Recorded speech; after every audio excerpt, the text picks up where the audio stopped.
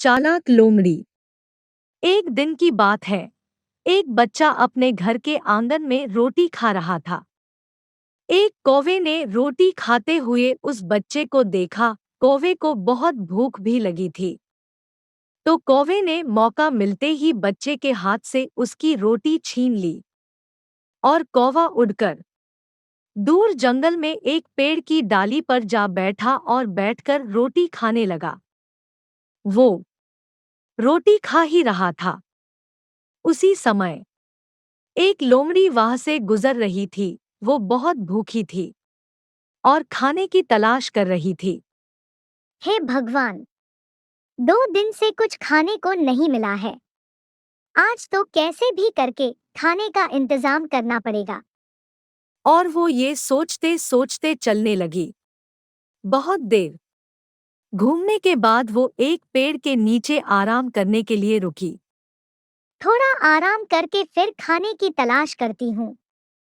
और जैसे ही लोमड़ी उस पेड़ के नीचे गई, उसकी नजर ऊपर पेड़ पर बैठे कौवे की तरफ गई। उसने कौवे की चोंच में एक रोटी देखी और उसे देखकर उसके मुंह में पानी आ गया। रोटी को देखकर उसने सोचा, अरे वाह, लगता है आज कुछ खाने को मिल जाएगा, मगर कुछ करना पड़ेगा। ऐसे सोचने लगी। कुछ देर सोचने के बाद उसे एक उपाय सूझा और उसने कौवे की ओर देखकर कहा, कौए राजा, नमस्ते। आप अच्छे तो हैं? कौवे ने कोई जवाब नहीं दिया। लोमड़ी ने उससे कहा, कौवे राजा, आप बहुत सुंदर एवं चमकदार लग रहे हैं। अगर आपकी वाणी भी मधुर है, तो आप पक्षियों के राजा बन जाएंगे। जरा मुझे अपनी आवाज तो सुनाइए।